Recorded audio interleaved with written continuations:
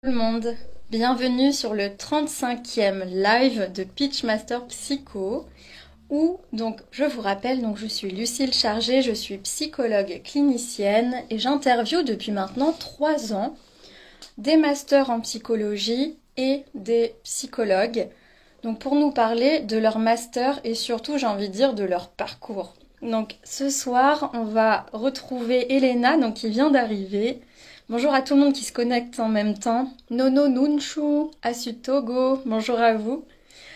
Et donc avec Elena, qui est psychologue, qui a le titre de psychologue. Donc elle est actuellement en tant que chargée de mission dans une association qui lutte contre l'exclusion sociale. Et donc elle a fait, pour vous rappeler, l'université de Poitiers, le master psychologie, parcours, attention c'est long, parcours ingénierie en psychologie du comportement, intégration sociale et prévention. Donc voilà, elle va nous en parler un petit peu ce soir et surtout de où elle en est dans tout ça. Et là, c'est Bella. Alors, je t'ajoute tranquillement Elena. Tac. Ce soir, où est-ce que vous en êtes actuellement dans votre parcours pro ou d'études et vraiment comment vous allez dire, c'est peut-être le plus important. Hop. Alors, ma petite Bella, décale-toi. Voilà. Ok. Tu nous dis, Elena, quand tu nous entends et quand tu nous vois. Alors, je t'entends, mais je ne vois rien. Je ne sais pas si toi tu m'entends et tu me vois. Alors, je t'entends aussi et en fait, je vois un fond blanc. Donc, je pense que la caméra, elle doit être inversée peut-être. En effet. Voilà, c'est bon. Bienvenue. Merci. Par contre, je te vois toujours pas. Ah, ok. Alors, moi, je me vois. Je veux bien que vous nous disiez en commentaire si vous nous voyez toutes les deux ou pas. Et comme ça, on relancera le live si besoin. Ok, j'entends juste un écho quand je parle, un petit peu. Voilà. Dites-moi si tous ceux qui écoutent aussi, si vous entendez l'écho ou si c'est que moi. Et à ce moment-là, je mettrai des écouteurs. Ok, on vous voit toutes les deux. Ok. Bon. Alors, je ne sais pas pourquoi tu me vois pas. Merci, Nono. Ok. Bonjour, Mo. Ok, il y a du monde, c'est chouette. N'hésitez pas à nous dire un petit peu où est-ce que vous êtes, qu'est-ce que vous faites en ce moment dans la vie, tout ça, tout ça. Alors, du coup, Ok. je sais qui t'es puisque ce sont les personnes qui me suivent. Voilà. Très bien, C'est des super. amis et de ma famille. Ok, super. N'hésitez pas à nous dire si l'écho que, en tout cas, moi j'entends, si vous l'entendez aussi. Et à ce moment-là, on essaiera de faire quelque chose pour le son, pour que ce soit plus agréable. Ok. Et ça va, tu me vois maintenant ou toujours pas? Non, toujours pas. Ok. Bon, dommage. Ouais, c'est étonnant parce que moi je te vois, donc après c'est peut-être un truc sur Instagram à faire en plus. Bon, en fait, ça charge, mais ça charge sans cesse. Ok, ça marche. Bon, j'espère que tu finiras par me voir, c'est plus Ouais, sympa ça marche. en Pas de général. problème. Ok. Alors, si tu veux, on peut commencer. Et de toute façon, après, il y aura un replay aussi, donc ça permet aux personnes qui arrivent en cours de route de pouvoir un peu reprendre le fil ensemble. Donc, du coup, Ok. je te présentais un petit peu en disant que tu étais Elena, C'est que tu ça. étais actuellement en tant que chargée de mission dans une association qui lutte contre l'exclusion sociale, si c'est bien ça. Oui. Ok, c'est quoi le nom de l'association? Alors, c'est la MRI, la mission régionale d'information sur l'exclusion. Voilà, Ok, c'est pas très facile à dire. La MRI. ok, ça marche. Et donc, en fait, ce qui t'a mené à cet emploi-là, c'est donc un master en psychologie. Oui, c'est ça, c'est un master spécialisé en psychologie sociale, sur tout ce qui est analyse des comportements et changement de comportement. Ok, ça marche. D'accord. Alors, ce qu'on va faire, si tu veux, c'est qu'en fait, on va revenir un petit peu dans le temps et on va reprendre justement ce qui t'a amené finalement à faire des études de psychologie. Ok, Et ensuite, un petit peu, comment s'est passé ton parcours entre la licence, le master et maintenant, finalement. Donc voilà. très bien. Donc, je vais reprendre du tout début. Ouais, exactement. D'accord. Bah, du coup, après mon bac, je suis partie à Paris faire un DUT carrière sociale, puisqu'à la base, je voulais être assistante sociale. Donc, le Ok. but, c'était de faire ce DUT en 2 ans et une année supplémentaire après dans une école de service social pour avoir le titre d'assistante sociale. Hmm. Du coup, voilà, j'ai fait mon DUT et finalement, arrivé à la fin du DUT, je me suis dit que je ne voulais plus être assistante sociale. Voilà, ça Ouais. me plaisait plus vraiment. Et puis, pour la troisième année, il fallait trouver un stage long. Et on sait très bien que les stages, c'est très compliqué à trouver. Et je n'avais pas réussi Mhm. à trouver de stage pour cette troisième année. Ok. Euh, Ouais. voilà, donc c'est là qu'a commencé un petit peu les questions autour de mon projet professionnel et du coup Mhm. les changements de projet pro. Et en fait, le début avec la psycho, ça a commencé en DUT puisqu'on avait justement des cours de psychologie, des cours Hmm. de psychoclinique et aussi des cours de psychologie sociale. Et donc c'est là Ok, que c'est j'ai bien. découvert C'est chouette la qu'il y ait autant psychosociale. de psychos, je pensais pas. Hmm. Oui, alors autant ça prenait pas non plus une très grande part du cursus, mais c'était très intéressant ouais, d'avoir ces cours-là. Ouais.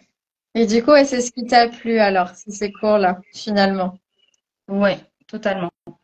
Je trouvais justement qu'il y avait beaucoup de prise de recul, qu'il n'y avait pas Hmm. forcément dans le travail social, on est beaucoup dans le quotidien, dans l'accompagnement des personnes, et j'aimais bien ce côté Hmm. un petit peu plus intellectuel, entre guillemets, de la Ouais. psychologie. Ok. Alors, je dis Voilà. bonjour en même temps à Psychosev. Il nous dit bonsoir. N'hésite pas à te Bonsoir. présenter, à nous dire qui tu es. Ok. Donc, à ce moment-là, donc tu arrêtes finalement à la troisième année. Donc, on va dire la formation pour être assistante sociale. Et ensuite, qu'est-ce qui se passe alors pour toi? Alors du coup, donc j'arrête vraiment au tout début de la troisième année, c'est en septembre-octobre à peu près. Et Ok. du coup, bon, il faut quand même finir l'année. Finalement, je ne pouvais pas reprendre tout de suite un cursus universitaire. Et Hmm. du coup, j'ai fait un service civique dans une Super. association. Hmm. C'était un service civique autour de la prévention des discriminations. Et donc, je faisais Ouais. de la médiation culturelle autour d'une exposition où le but, c'était un petit peu de sensibiliser les personnes aux discriminations. Voilà, Ok. globalement. Et donc ça, c'était à Poitiers aussi, ou pas Non, du du tout? coup, donc, le DUT, c'était à Paris. Et Ok. après, le service civique, je suis partie à Nantes pour le faire. Waouh, ok, tu voyages, effectivement. Et Oui, ensuite, du coup, et c'est pas Poitiers un peu fini. plus tard. Ok, Donc, super. voilà. Et qu'est-ce qui t'a donné envie de faire ce service civique-là dans cette association? C'était toujours de rester un petit peu dans le domaine du social parce que des services civiques, il y en a quand même beaucoup. Et le milieu Oui. associatif me plaisait pas mal. Et puis le thème aussi, les discriminations, c'est quelque chose qui m'intéressait beaucoup. Hmm. Voilà. Et puis le fait de commencer à avoir une vie semi-professionnelle, je trouvais ça chouette que le service civique puisse offrir cette opportunité-là. Ouais, tout à fait. Et c'est vrai ce Mm. que tu amènes là, en fait, il y a pas mal aussi d'abonnés ou de coachés justement que j'accompagne qui ont fait des services civiques avant d'intégrer des masters. Donc toi, en l'occurrence, avant d'intégrer du coup la licence, mais c'est hyper répandu effectivement de faire d'abord une expérience un peu, comme tu dis, semi-professionnelle. Est-ce que tu étais en lien avec des psychologues à ce moment-là dans ce service civique? Non, pas du tout. Non, non. Pas Ok, du tout. C'était vraiment oui, de la médiation culturelle, de l'animation socioculturelle. J'étais plutôt vraiment dans le côté animation. d'accord. Ouais, ça devait être quand même hyper intéressant pour le Oui, coup. tout à fait. Hmm. Oui. Et puis, bah, ça m'a appris vraiment plein de trucs, et notamment en termes de confiance en soi. Voilà, quand on est étudiante, on ne travaille pas trop Super. tout Ouais. ça. Et du coup, bah, le fait de devoir aller à la rencontre de public, de devoir parler avec des partenaires, etc., ça m'a vraiment Hmm. beaucoup aidé. Et je pense que ça a été après une vraie force, notamment, on en parlera plus tard, dans la sélection en Ouais. master et dans l'entrée en master. Ouais, c'est sûr. J'avais fait aussi un service civique plusieurs années avant d'entrer en psycho. Et en fait, c'est Ouais. ça qui m'a amené finalement à choisir le master que j'ai choisi ensuite en clinique interculturelle. Donc c'est assez D'accord. incroyable, 4 ans avant. Mais ça amène pas mal à déterminer son projet professionnel. Il y a Oui, beaucoup de personnes que j'ai pu accompagner qui aussi ont une sorte un peu de révélation à ce moment-là, à se dire, OK, je vais plutôt aller dans cette voie-là. Hmm. Alors, on c'est a ça. la psychosève qui nous dit, je suis éducatrice de jeunes enfants, formatrice pour adultes et en L1 à l'IED Paris 8. J'ai fait des formations autour du psychotrauma à l'IFACT de Lyon et j'ai enfin décidé de sauter le pas. Ok. Donc quand tu dis sauter le pas, j'imagine c'est pour continuer un peu les études, c'est ça? Psychocef, tu nous diras en même temps qu'on parle avec Elena. Et du coup, peut-être que le master justement d'Elena t'intéresse. N'hésite pas à nous dire aussi. Ok. Et donc là, on arrive après le service civique, donc qui termine finalement l'année d'une certaine manière. Qu'est-ce que tu C'est as fait ça. après?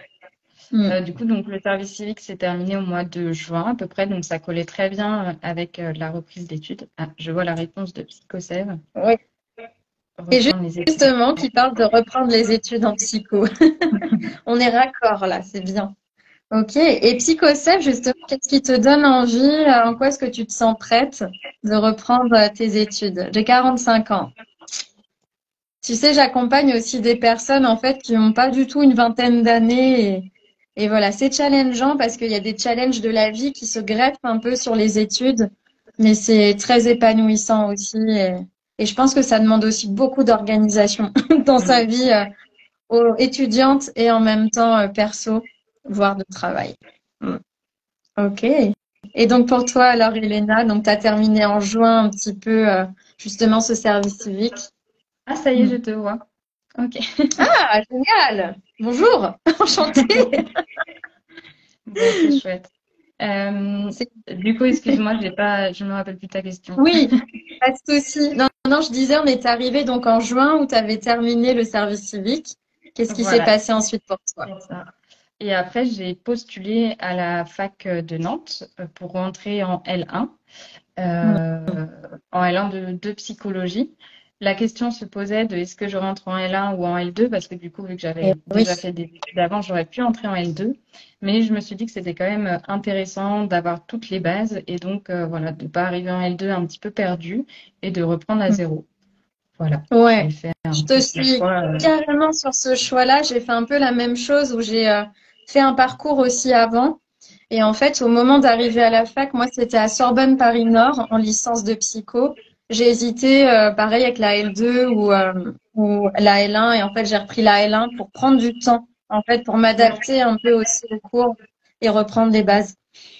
Hmm. tout à fait. Et en même temps, Et je connais j'ai des personnes qui ont repris dès la L2. Donc, ça dépend vraiment de chacun là-dessus. C'est ça. Bah, c'est vrai que ça fait quand même un an en plus, donc la question se pose. Mais C'est là, moi, à ça. l'époque, j'avais plutôt le temps et du coup, je regrette pas du tout ce choix. Enfin, vraiment, Hmm. la L1 m'a paru, entre guillemets, facile, on va dire, par rapport peut-être à d'autres étudiants qui arrivaient en L1 après leur bac. Et du coup, Ouais. encore une fois, voilà, ça a été plutôt une force et c'était un bon choix, pour moi en tout cas. C'est super.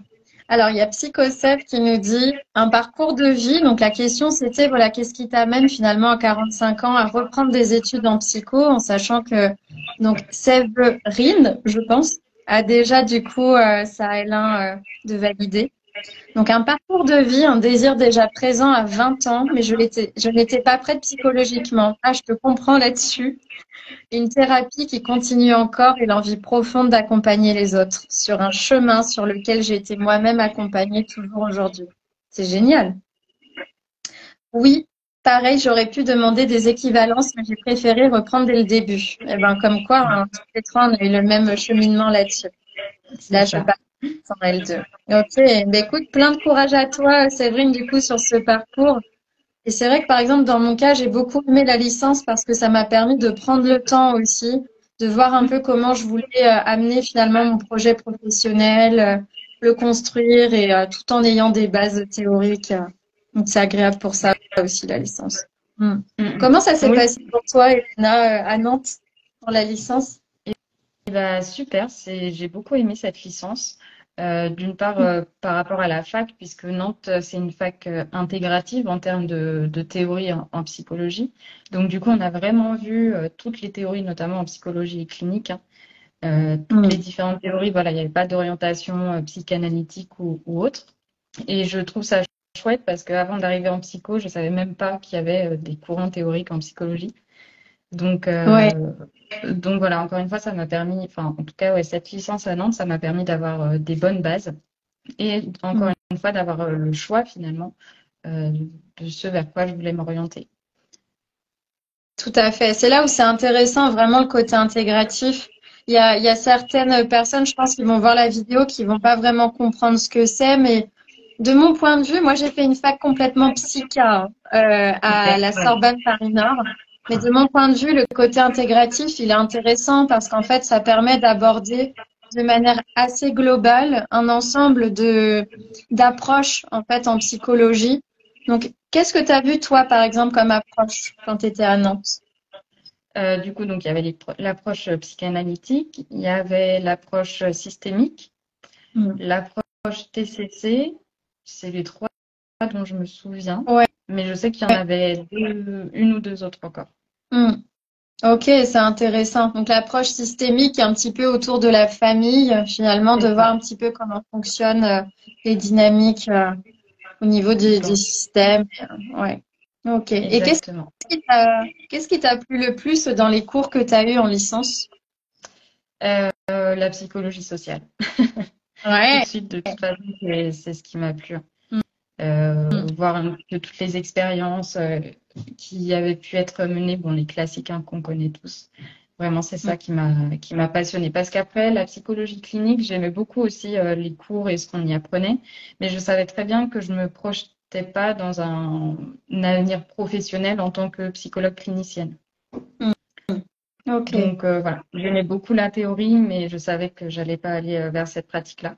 Alors que la psychologie sociale, pareil, j'aimais beaucoup la théorie, je savais pas trop comment après la pratique se passait, mais en tout cas, j'aimais beaucoup ça et je savais que j'allais Ouais. aller en psychologie sociale. Ouais. Ouais, et finalement, c'est quelque chose qui se sent, je trouve. Par exemple, moi, c'est l'inverse de toi.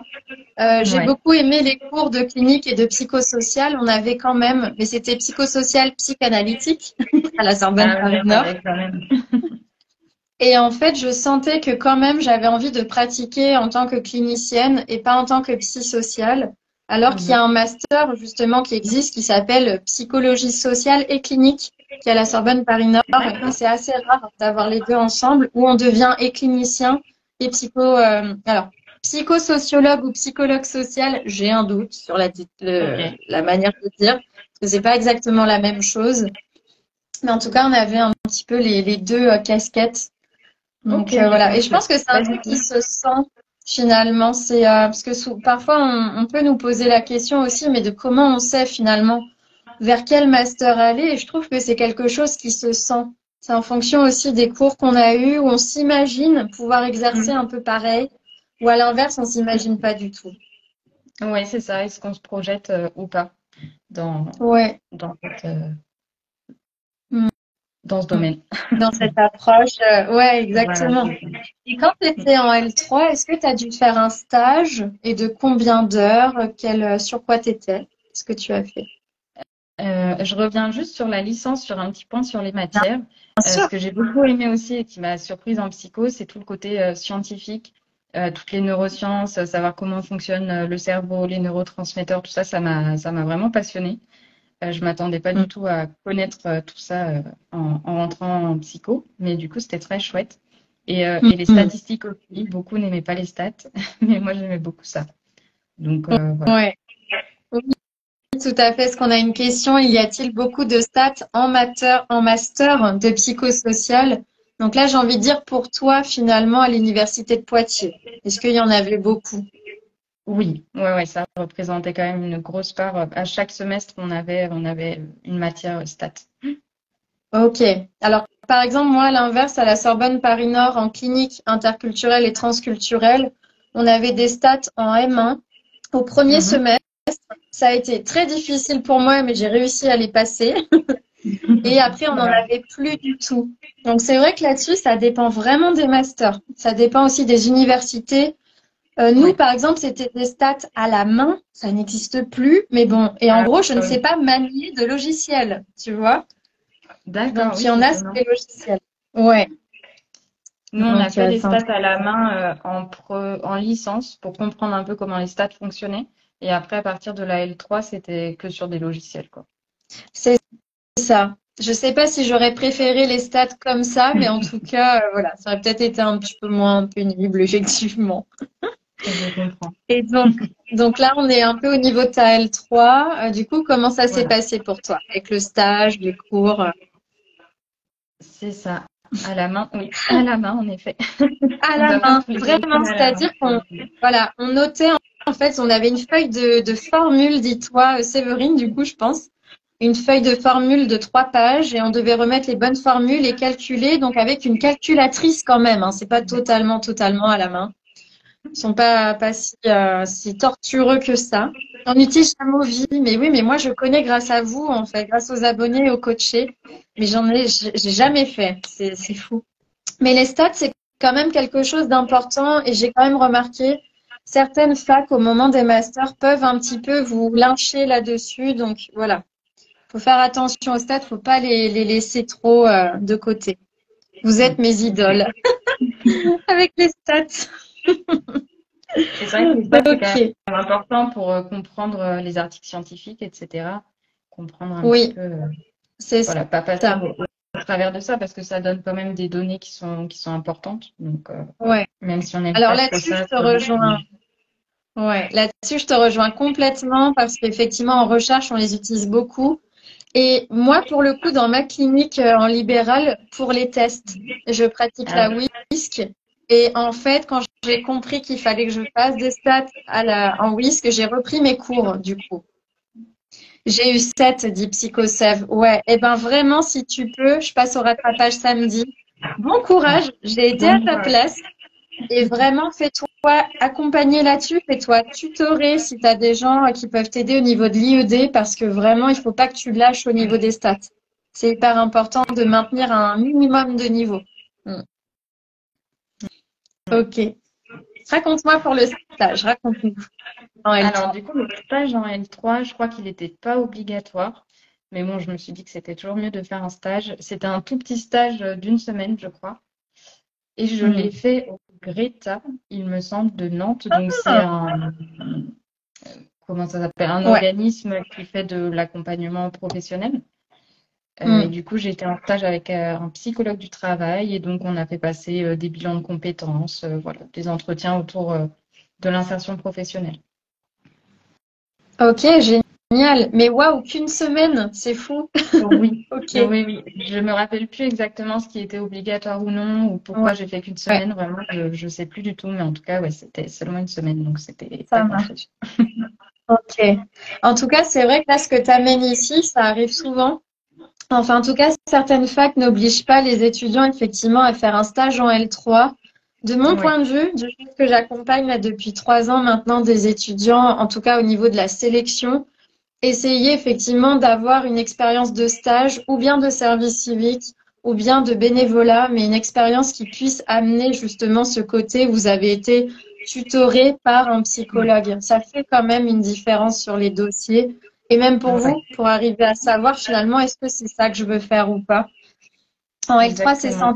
100 heures des psychosev. Alors oui, mais à l'IED, à la Sorbonne Paris Nord, chez moi là, c'est 70 heures. Et en fait, ça dépend vraiment des facs. Il n'y a pas de minimum, ni de maximum d'ailleurs. Mais C'est ça. ouais, Après, les choses ont peut-être changé. Je sais pas, à Nantes, peut-être qu'ils ont instauré des stages obligatoires. Vraiment, je me rappelle plus du tout du contexte. Mais voilà, c'est vrai que ça dépend ouais, beaucoup des facs. ça marche. Et donc, Séverine ajoute, et en L1, j'ai pris l'engagement étudiant bénévole chez Enfance et Partage. Ah bah très bien. Ça ajoute aussi de la pratique, de la clinique. C'est top. Tout à fait. Et ça me fait penser aussi qu'en licence, j'avais travaillé pour la fac en tant que tutrice d'enquête, je crois. Et c'est parce que tous les ans, ils font des enquêtes auprès des étudiants qui sortent de la fac pour savoir Hmm. ce qu'ils deviennent en termes professionnels. Et du coup, il demandait à des étudiants de participer à ces travaux-là. C'était sur la base du volontariat. Et pareil, je me suis dit que c'était une opportunité à saisir, d'une part pour se faire un peu d'argent et puis après une expérience à valoriser en master. Ouais, ouais, complètement. Et je trouve ça génial ce que tu peux dire dans cette idée d'avoir des expériences vraiment. C'est ce qui peut faire la différence sur les dossiers. Et donc, il y a Tout à fait. Céline qui dit, et à la rentrée, je serai en observation avec la psy de l'association. Eh ben, super. Ça ouvre aussi justement des portes comme ça. Donc, Séverine dit, je sais que je n'aurai jamais 18 de moyenne, donc j'essaie de faire pas mal de stages pour appuyer mon dossier, bien sûr, parce que c'est super intéressant. C'est une très bonne technique et c'est ce que j'ai fait moi aussi et ça peut marcher, clairement. Donc, Tout à fait. ok. Et donc, toi, Elena, là, tu es arrivée donc, en L3, tu as fait ce stage et les cours. Comment ça Ouais. s'est passé pour toi, le choix des masters, la sélection? Alors, comment est-ce que j'ai fait ça? J'ai regardé d'abord tous les masters de France. Il y avait une liste super chouette, un tableau qui était fait. Alors, je sais que toi aussi, tu en as fait un. Mais à l'époque, il y avait un Ouais. PDF qui regroupait bien tous les masters. Et du coup, Hmm, voilà, j'ai regardé toute la liste et puis j'ai super. noté tous les noms qui pouvaient m'intéresser dans un premier temps. Et après, alors je sais plus exactement comment j'ai fait, mais je pense que je les ai éliminés au fur et à mesure en fonction du lieu où c'était, etc. Et j'ai fini par en choisir 7, du coup, plutôt en psychologie sociale. Après, il y en avait certains, c'était psychologie sociale et psycho du travail. Ça m'intéressait un petit peu moins, mais voilà, j'en ai sélectionné 7. Ok, super. Et donc après, comment ça s'est passé pour toi? Justement, est-ce que tu as pu être prise au niveau des écrits, au niveau des oraux? Qu'est-ce que ça a donné? Ah, on On n'entend m'entend? plus. Moi, je t'entends. Oui, moi aussi, je t'entends. Dites-nous, dites-nous les autres personnes qui sont là si vous nous entendez. On peut continuer un petit peu et on va voir comme ça, on va reprendre en fonction. Ok. Ok. Du coup, je sais plus la question encore une fois. Ouais. Où est-ce que, oui, comment est-ce que tu as fait, c'est-à-dire les résultats au moment des masters? Qu'est-ce que ça a donné? Merci, Ah oui, c'est éphéméride. ça. Du coup, les résultats, et ben, j'ai été prise, je crois, dans tous les masters auxquels j'avais postulé. Du coup, il y avait souvent deux étapes, un dossier à envoyer, puis après des oraux. Je crois que j'ai été prise aux oraux partout. Hmm. Euh, je réfléchis, j'ai noté, j'avais pris des petites notes Ouais, avant.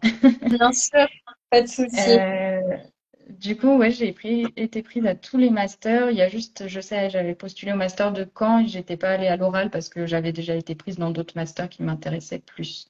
Mais Hmm. en tout cas, voilà, la sélection, ça s'est très bien passé pour moi, heureusement. J'en suis Super. très Et contente. quelles étaient un peu tes moyennes du coup en licence? En licence, j'étais autour de 14 de moyenne, avec quand Ouais, même c'est des bien. bonnes notes en statistique et en psychologie sociale. Je pense que ça a Ouais. dû jouer dans le dossier, j'imagine. Oui, surtout vers les masters justement où tu allais en psychologie sociale. C'est Donc, ça. Séverine demande, tu as postulé à combien de masters? C'est 7, je crois. Ouais, c'est ça. 7 Ok. masters. Et donc, pour la liste des masters, si tu veux bien répéter, où est-ce que tu l'as trouvé? Alors, j'ai pas le nom des masters exacts, mais j'ai les villes. Donc après, voilà, c'est les masters en psychologie sociale de ces facs-là.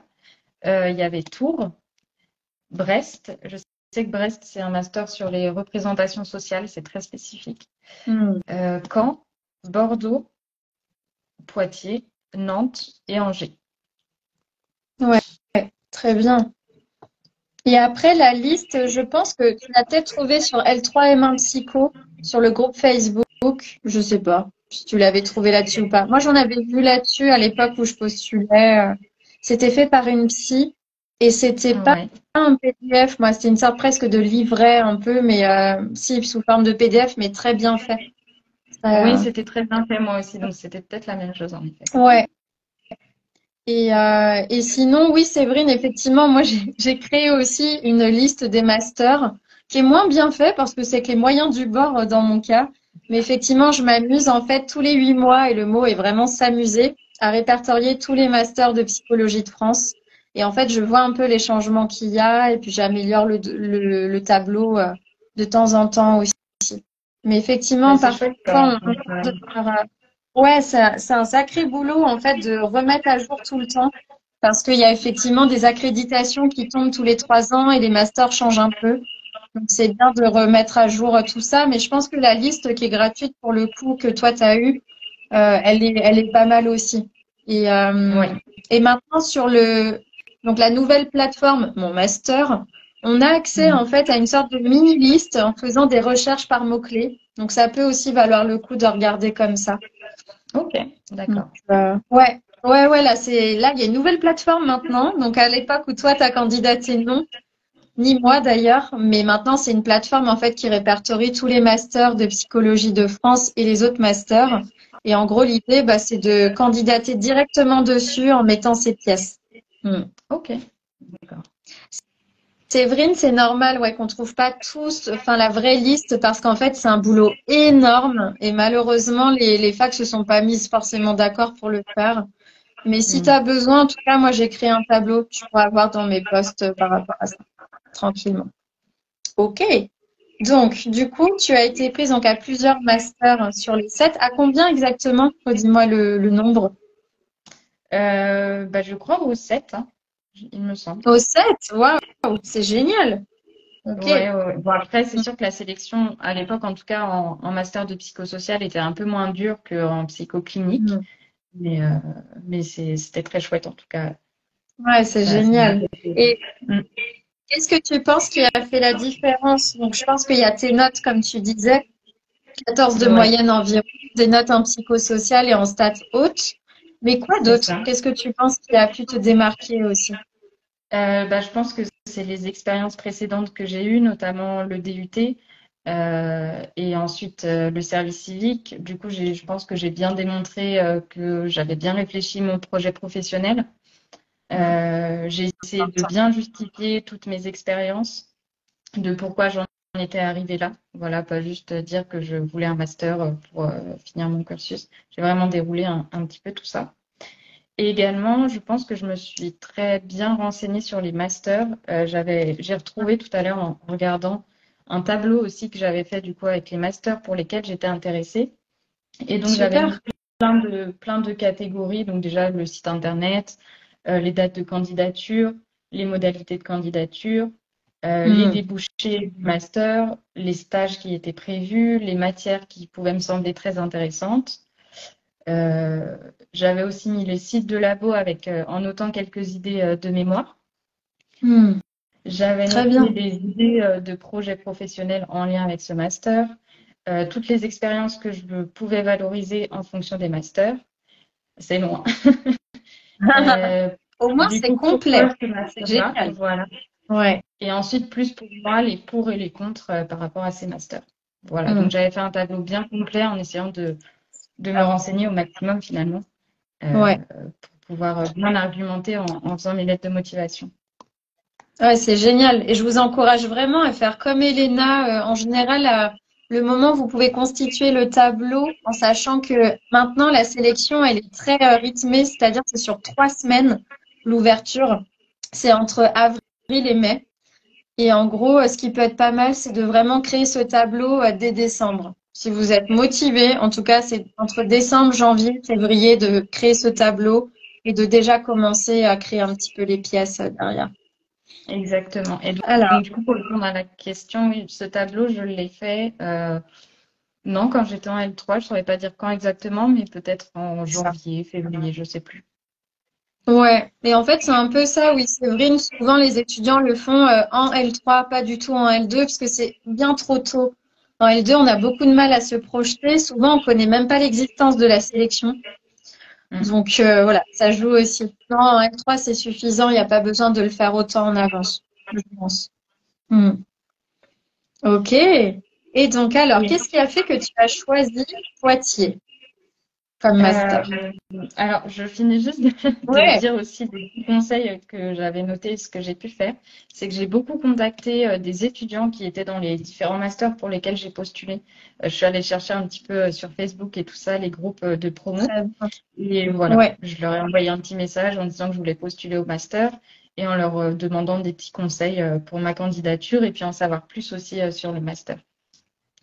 Hmm. C'est super. Et c'est vrai que c'est important à faire parce qu'en fait, il n'y a pas mieux que d'avoir directement le retour des étudiants qui y sont, surtout qui y sont Exactement. sur le moment, parce qu'en fait, ça bouge peu d'une année à l'autre. Mais oui, sur quelques années, ça peut un petit peu varier. Et c'est aussi pour ça que j'ai lancé les lives. C'est aussi dans cette idée-là, voilà, d'avoir accès à des étudiants qui ont fait le master et qui peuvent, avec du recul, en parler. Tout à fait. Ok, donc Psychosev nous dit, je trouve que le commencer tôt permet aussi de dire les choix des options pour que ça ait une cohérence avec les différentes candidatures et le stage de L3. C'est clair, c'est clair. Mais la différence, c'est que Séverine, en fait, tu as du recul, tu as de la maturité. Alors que la plupart, effectivement, des étudiants, quand ils arrivent en psycho, c'est un peu de manière, voilà, on sait qu'on veut y être, mais on sait pas exactement pourquoi, ni vers quoi. Et donc, du coup, parfois, Exactement. la L2, ça peut être un peu tôt. Mais si toi, tu es assez, justement, c'est ce que tu nous disais tout à l'heure, si ton projet pro, il est assez carré, tu peux effectivement y aller. Tu peux créer des ta L2 sans problème. Excellente idée de contacter les étudiants. Oui, oui, oui, je confirme, c'est clair. Ok. Et du coup, qu'est-ce que tu dirais, oui, qui a fait la différence? Tu disais un petit peu ton projet pro, certaines de tes notes. Euh, C'est qu'est-ce que ça. tu verrais? Le fait de s'être bien renseigné et aussi, j'ai pas mal axé sur la recherche, c'est-à-dire que j'ai bien regardé les labos des différents masters pour voir un petit peu quels étaient leurs thèmes de recherche. Parce que, bon, après, en clinique, je sais pas trop, mais en psychologie sociale, ils demandaient beaucoup d'avoir au moins une petite idée de mémoire à faire. Et donc, au lieu de juste partir sur mes envies à moi, j'ai aussi regardé les thèmes qui étaient travaillés dans les labos. Et voilà, j'ai fait des propositions de mémoire en fonction de ça. Ouais, je trouve que c'est une super idée aussi, en fait, d'avoir un mémoire qui est bien en cohérence avec les travaux de recherche des professionnels qui sont en master, des profs, en fait, effectivement. Ça C'est donne plus de ça. En tout cas, cohérence. ouais, à Poitiers, on était, enfin, nos sujets de mémoire venaient des profs, c'est-à-dire qu'ils nous listaient en gros les différents thèmes qu'on pouvait, sur lesquels Mm, on pouvait travailler. Et après, nous, on choisissait un mémoire. mm. Ok, donc Tu Psychocep te demande où trouves-tu les thèmes proposés par les différents labos? Et ben, sur le site des laboratoires de l'université, en général, quand tu vas sur le site et que tu vas dans les masters, il y a le laboratoire qui est associé à ce master. Et après, on tombe sur le site du labo et puis là, voilà, ils détaillent en général leur thème de recherche. Tout à fait. Et part du principe un peu, Séverine, que en général, les profs qui sont en master, les profs titulaires qui sont en master, ils sont docteurs. Donc du coup, ils sont forcément chercheurs et donc ils ont souvent des thèmes, des thématiques de recherche. Et tu peux t'amuser en fait à regarder le nom des profs sur les sites web. Parfois c'est yay, parfois non. Et à ce moment-là, tu regardes sur Cairn, Google Scholar ou autre, et tu cherches en fait leurs articles. Tu essaies de voir un peu leur thématique de recherche.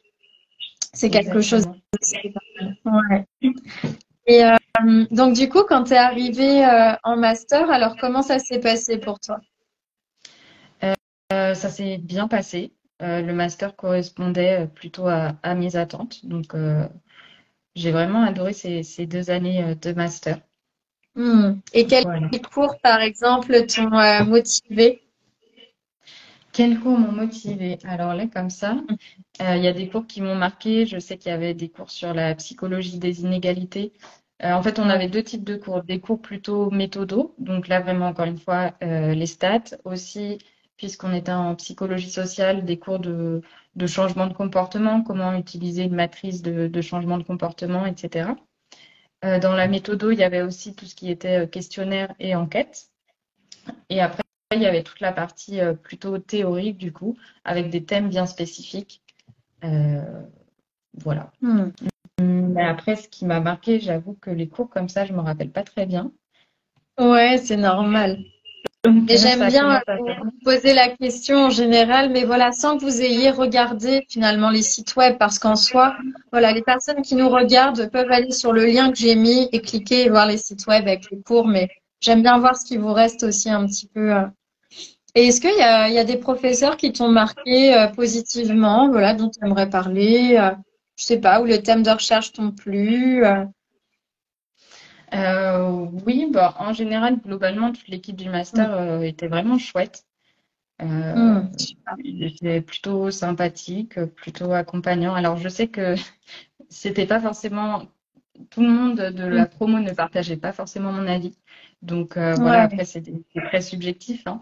Mais en tout Mm. cas, moi j'ai beaucoup aimé ce master. Et je pense aussi qu'il y avait pas mal d'étudiants et étudiantes qui ne s'attendaient pas forcément à ça et beaucoup du coup qui ne voulaient finalement pas partir en psychologie sociale et plus être dans l'accompagnement individuel et qui du Mm. coup ont été un peu déçus par ce master. Voilà, de ce que j'en retiens et de ce que j'ai entendu dans la promo. Ouais, tout à fait. Et donc, Psychosef demande, j'allais aussi poser la question justement, combien vous étiez dans la promo en M1 et en M2? Alors, on était entre 15 et 20, donc on Mm. était vraiment très peu nombreux avec peut-être une ou deux personnes qui n'étaient plus là en M2. Sinon, voilà, on est resté à Ok, peu près la même promo. d'accord. Et tu sais un peu combien il y avait de candidatures? Parce que 15, c'est vraiment peu. Très, très Ouais, peu. je saurais pas dire, donc je veux pas dire de bêtises, je me rappelle plus. Mais il devait pas y en avoir non plus énormément. C'est un master qui est pas très très connu. En plus, il se situe à Poitiers, donc je pense que tout le monde n'a pas forcément envie de venir à Poitiers. Donc Tout à fait. ça Moi, je augmentait suis les chances de pouvoir. originaire d'à côté Poitiers, donc je comprends tout à fait. Et non, je n'ai pas cherché à aller à la fac de Poitiers, je suis allée à Paris, moi. Je T'es comprends. originaire d'où? À Niort, vers Niort, Ah, ok. en Ouais. Deux-Sèvres. Je Ouais. vois.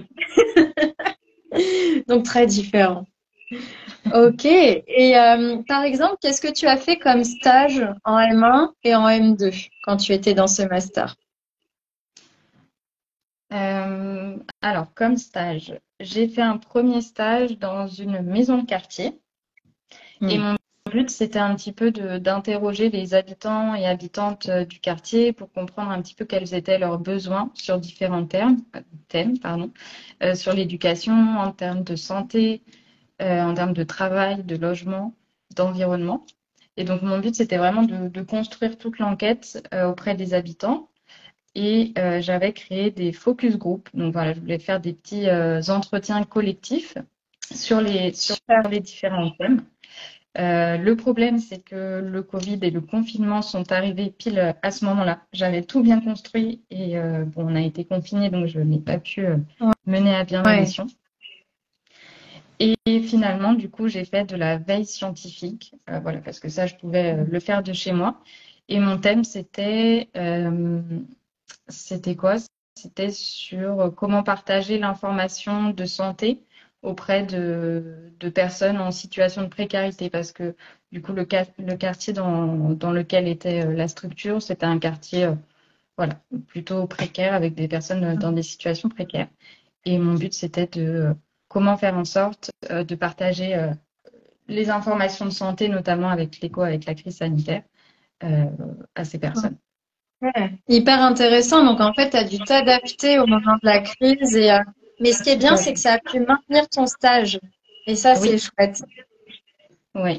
Alors, je me rappelle plus exactement des expériences des autres, mais voilà, je crois qu'on a tous dû un petit peu changer nos missions au dernier moment et s'adapter à la situation.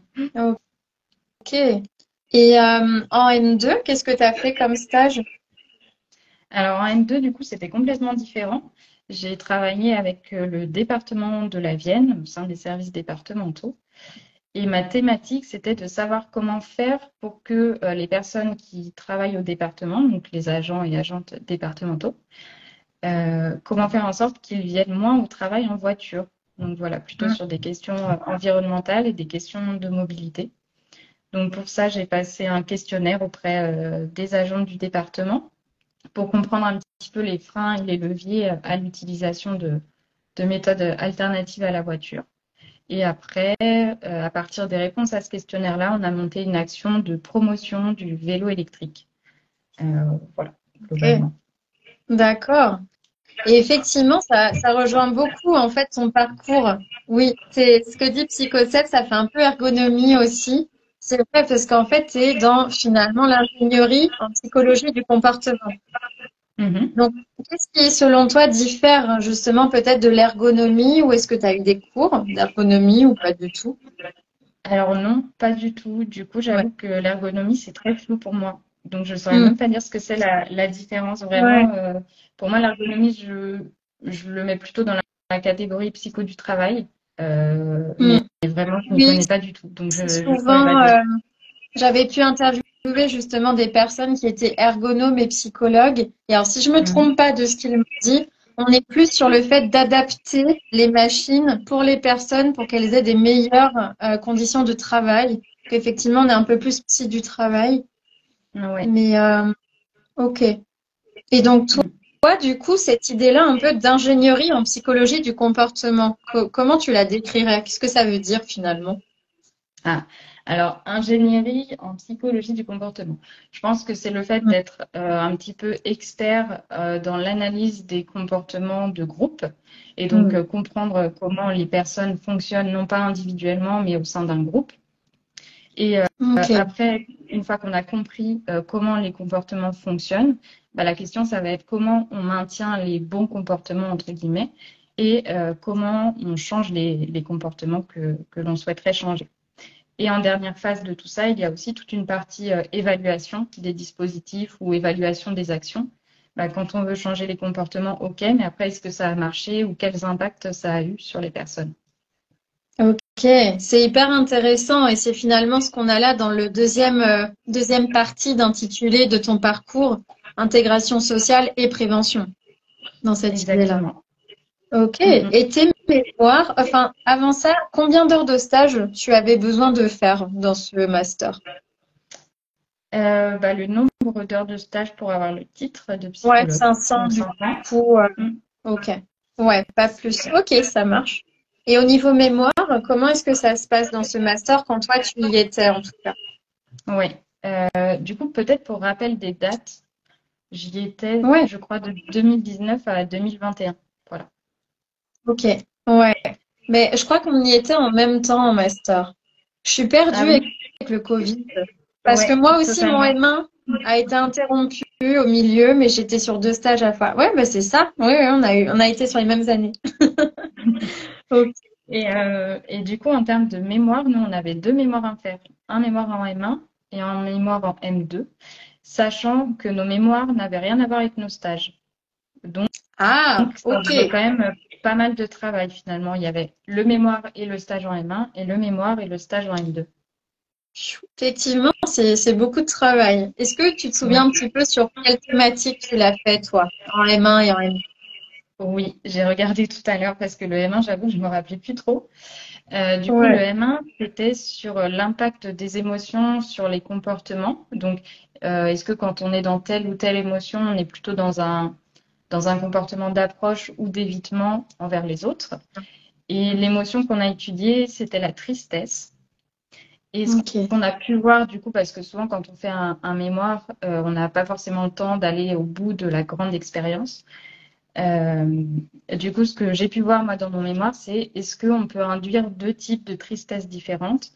La tristesse liée à la perte de quelqu'un et la tristesse liée à un échec. Et donc, du coup, Hmm. une fois qu'on a induit ces deux tristesses-là dans notre échantillon, quels effets ça a? Voilà. Ok. Et donc, du coup, tu as dû faire des expériences là-dessus ou c'était un mémoire un peu de recherche? C'était uniquement avec de la littérature pour le travailler? Alors, non, du coup, bah, c'était un mémoire de recherche, mais avec quand même un côté expérimental. Et Hmm. là, il me semble qu'on a fait l'expérience, ça se faisait en ligne. Les Ok. participants devaient raconter une histoire autobiographique qui allait induire tel ou tel type de tristesse. Et voilà. Ok. Intéressant. Et Psychoseph te le dit aussi. Super intéressant. Ouais, Psychoseph nous dit, vous me faites rêver les filles. J'espère tellement pouvoir raconter mon parcours jusqu'au titre un jour. Mais écoute, avec plaisir, je t'interviewe quand tu veux. et j'en doute pas que tu réussiras. Ouais, tout à fait. C'est le fait aussi d'être motivé et adaptable qui permet aussi d'aller vers ça, même si c'est pas toujours simple. Tu sais, Psychoseb, il y a des personnes que j'ai interviewées qui ont passé deux, trois fois la sélection avant d'y arriver. Donc voilà, l'idée, c'est aussi la persévérance et d'avoir cette capacité de se remettre en question et de pouvoir parfois revoir aussi son projet professionnel si ça peut être plus adapté en fait à soi et à son parcours. Ok. Et ton mémoire de M2, sur quoi tu l'as fait? Alors, un thème complètement différent encore. Mm. Du coup, mon mémoire était sur les stéréotypes et les préjugés des médecins envers leurs patients et patientes. Donc, Très c'était des bien. stéréotypes et préjugés sur l'âge et le genre. Et du coup, Mm. quel impact ces stéréotypes et préjugés avaient sur l'orientation vers ce qu'on appelle un programme d'éducation thérapeutique. C'est pour les personnes qui ont une maladie chronique. Souvent, on leur propose de faire des exercices de type sportif ou alors de faire des ateliers concernant l'alimentation, etc. Donc, c'est censé améliorer leur bien-être. Et donc, je reprends le début. L'objectif, c'était de voir l'impact des stéréotypes sur l'orientation des patients vers ce type de programme-là. Est-ce que, par exemple, on, on propose plus aux femmes de faire du yoga alors que les hommes, on leur propose d'autres choses? Mm. Est-ce que les personnes âgées, on leur propose pas justement de faire du sport en se disant que c'est pas adapté pour ces personnes-là, alors que en soi, tout le monde peut faire du sport à son niveau. Voilà, c'était pour Ouais. voir un petit peu tout ça. Ah, c'est hyper intéressant. Ouais, c'était Et du coup, très chouette. l'idée, c'est que là encore, c'était un peu expérimental. Tu as pu interviewer des personnes, donc des patients, pas des médecins en l'occurrence. Comment c'était? Alors, justement, du coup, on a interviewé des médecins via des entretiens. Et le but, c'était un petit peu justement de voir leur discours. Et ce qu'on voyait, c'est qu'en général, ils disaient non, non, on n'a pas de stéréotypes ou de préjugés. Et quand on creusait un petit peu plus loin, finalement, dans ce qu'ils proposaient Et oui, effectivement aux patients, voilà, on pouvait ouais. voir que c'était quand même influencé par le genre et l'âge du patient. Et Psychosef, justement, te dit que c'est une étude qui devrait être partagée avec le corps médical. Je suis complètement d'accord. N'hésite Oui, pas mais à il y me a la déjà, partager. il y a Je déjà peux plein l'envoyer à des de médecins. pardon. Mm. Non, non, vas-y, vas-y. Je disais qu'il y a déjà énormément de travaux justement sur l'impact des préjugés en médecine. Bon, ça fait un petit peu peur quand on les lit, mais c'est très intéressant et c'est là que on se dit que la psycho, ça peut avoir un impact quand même sur la société et se dire que peut-être avoir plus de cours de psycho en médecine, ça pourrait être chouette. Ah, mais complètement. Je n'arrête pas de dire ça à un collègue psychiatre avec qui je travaille au cabinet. Je te rejoins. C'est ce que dit Ouais, Psychosève. Le pire est de ne pas avoir conscience de ses préjugés. Oui, tout à fait. c'est ça. Bah, parce Ok. qu'on les diabolise beaucoup alors qu'en soi, on en a tous et du coup, on se dit, bah non, non, j'en ai pas et on ferme un petit peu les yeux dessus. Alors que justement, se dire, bah oui, on a des préjugés et c'est normal, mais il faut essayer de travailler dessus. C'est ça qui est le plus intéressant. Et je crois que c'est un des messages que j'essaye le plus de faire passer au quotidien. Enfin, en tout cas, dans ma vie pro aujourd'hui, j'essaye souvent Ouais. de placer ça. Ouais. Et du coup, comment ça se passe alors aujourd'hui? Comment tu as trouvé cet emploi de chargé de Euh, mission en c'est ça, association de lutte contre l'exclusion sociale? Ok. exactement. Du coup, après mon master, qu'est-ce que j'ai fait des petits boulots parce qu'à Poitiers, il n'y avait pas beaucoup de travail et encore moins sur le thème de la psychologie sociale. Il faut dire que l'insertion professionnelle en psychosocial, quand tu n'es pas psychologue du travail, ça peut être un petit peu compliqué. Il y en a Ok. certains et certaines qui se lancent en tant que consultants. Hmm. Je pense que c'est ce qui marche beaucoup, mais il faut oser, hein. Après, juste après le master, c'est souvent un peu compliqué, mais ça peut tout à Ouais. fait se faire. Du coup, on essaye de trouver des postes qui recoupent un petit peu des postes dans la prévention, par exemple. Ça peut Hmm. se faire. Mais il faut faire preuve un Ouais. petit peu d'imagination quand on cherche un travail. Je trouve, en tout cas, c'est l'expérience que j'en retire pour trouver vraiment quelque chose qui nous plaît et qui soit adapté à nos compétences. Hmm. Tout à fait. Et comment tu as trouvé du coup ce poste? Par exemple, est-ce qu'il y avait écrit doit avoir un diplôme de psychologue? Comment ça s'est passé? Pas du tout. En fait, ils cherchaient, eux, une chargée de mission en études quantitatives, donc plutôt tout ce qui est stats et tout ça. Et après, c'est en lisant la fiche de poste et l'émission que j'ai vraiment retrouvé finalement la méthodologie que j'avais appris en master, mais avec des mots différents. C'est dommage, j'ai pas gardé la fiche de poste et j'aurais bien aimé la garder. Mais Mm. voilà, Ok. c'était vraiment avoir des compétences dans la réalisation d'enquêtes, euh, pouvoir mettre en place ensuite des actions par rapport aux études qui sont menées, faire de l'évaluation, faire également de la formation. Voilà, ça regroupait vraiment, quoi. À chaque fois que je lisais une ligne de la fiche de poste, je me disais, mais ça, je sais faire et ça, c'est ce que j'ai envie de faire. Donc, c'était vraiment trop chouette. C'est génial. Et c'est top, tu vois, que tu aies osé, c'est aussi ça que j'aime beaucoup avec ton témoignage de ce soir, que tu aies osé en fait candidater dans des offres d'emploi où il n'y a pas écrit psychologue, on ne demande pas ce titre-là non plus, mais Tout à tout fait. en voyant que, en fait, bah oui, c'était ton profil qui était décrit.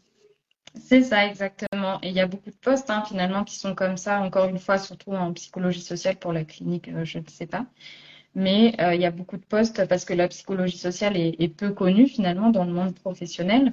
Et du coup, voilà, il faut essayer de chercher un petit peu plus loin et juste d'essayer de recouper les compétences avec celles qui sont demandées, voir que les formulations changent, mais que finalement, c'est un petit peu la même chose qui est recherchée. Et Hmm. oser postuler, en effet. Mm. Ouais. Et du coup, est-ce que tu dirais qu'à l'heure actuelle, ton titre de psychologue te sert et ou bien les cours que tu as eus en master et en licence te servent dans ton poste actuel? Alors, le titre de psychologue ne me sert pas. Hmm. À part parfois, peut-être pour la légitimité. Les gens sont souvent contents quand on dit qu'on est psychologue, ça les intéresse beaucoup. Donc, je dirais plutôt là-dessus, mais sinon, vraiment, il m'a pas forcément aidé.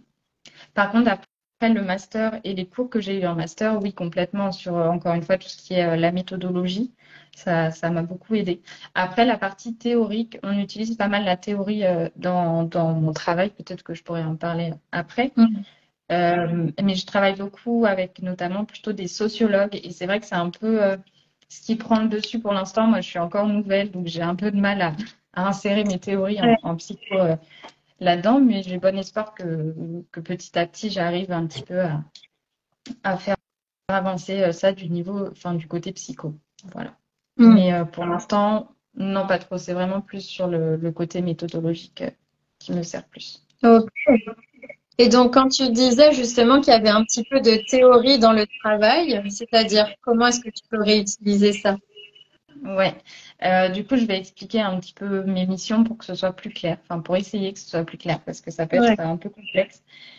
Du coup, donc dans l'association, on fait tout d'abord de la production de connaissances.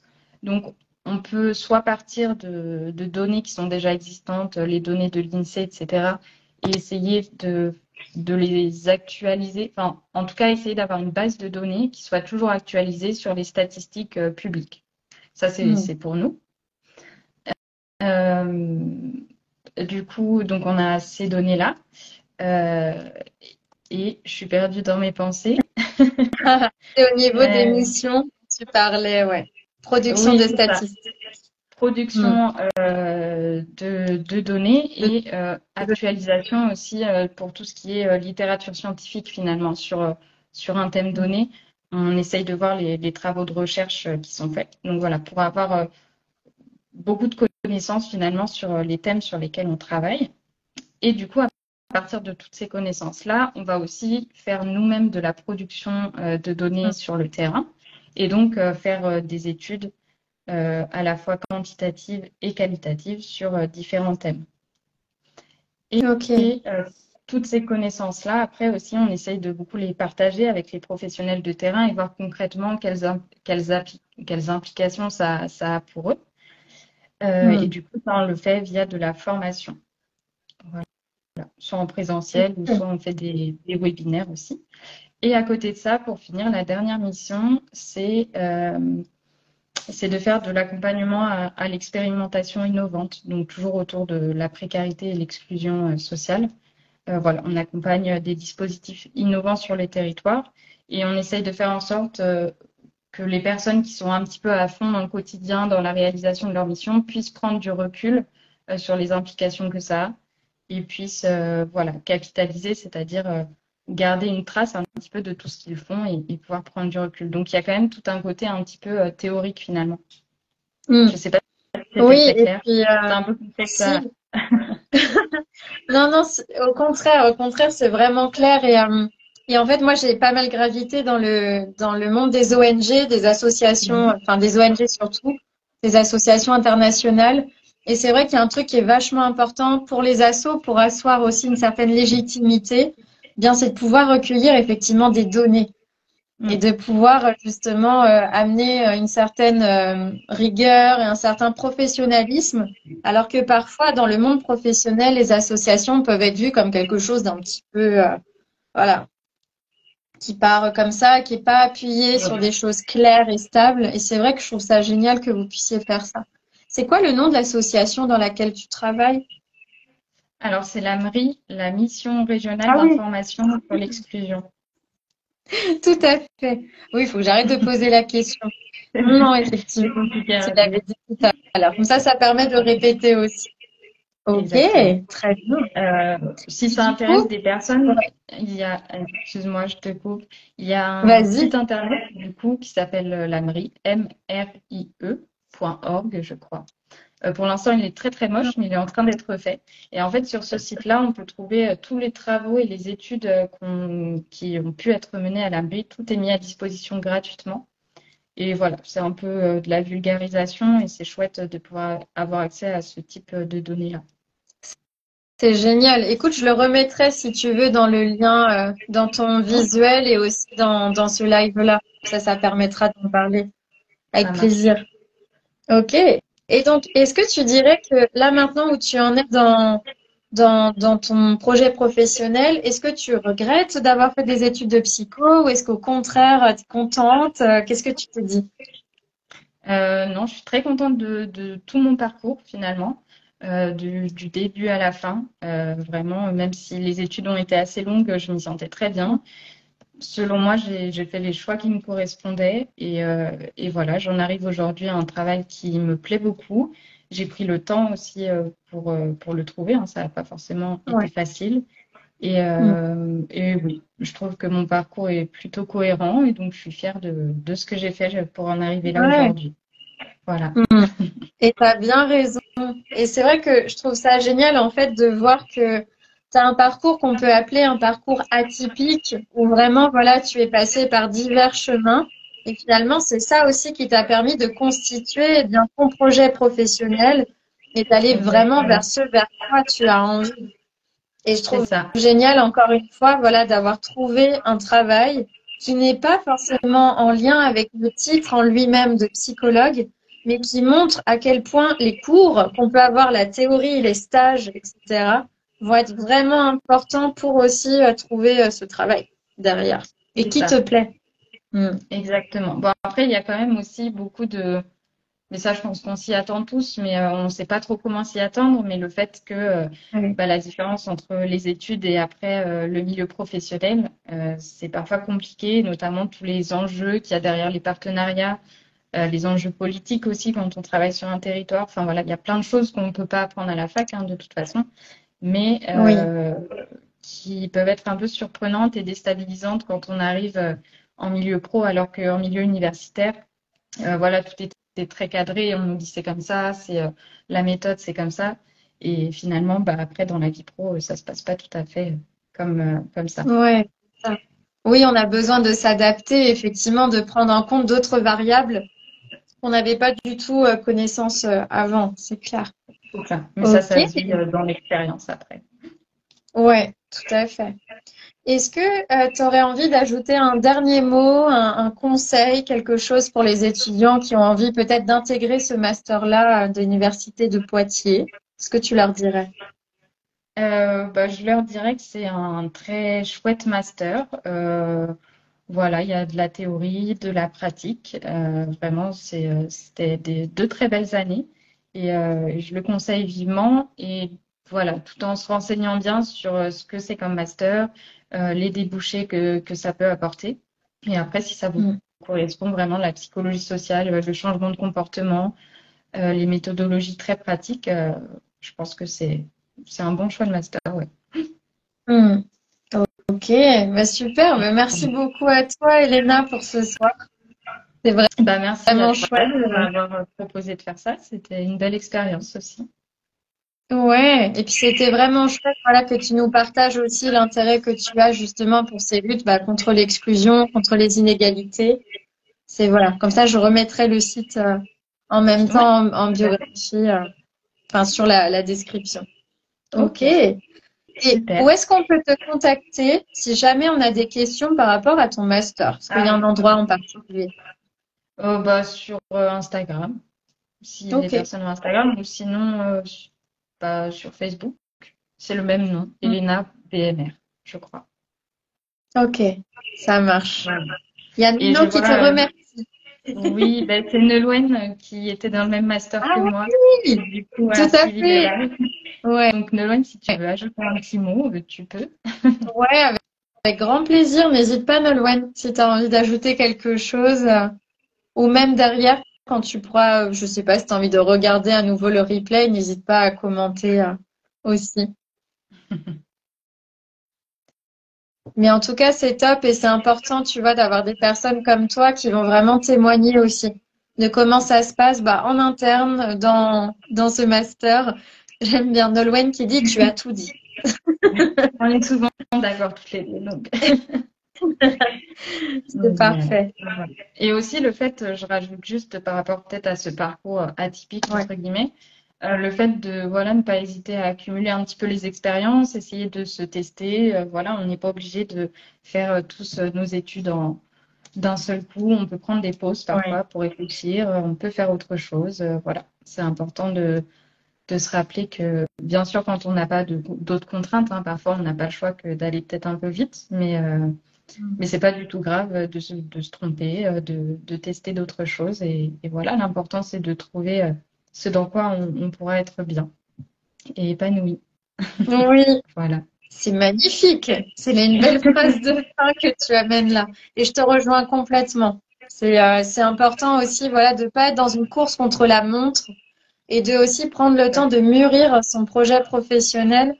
Et on est quand même dans des métiers en tant que psychologue qui sont pas des métiers anodins et oui, qui peuvent demander de prendre du temps parfois. Donc, c'est important Exactement. aussi de se l'autoriser.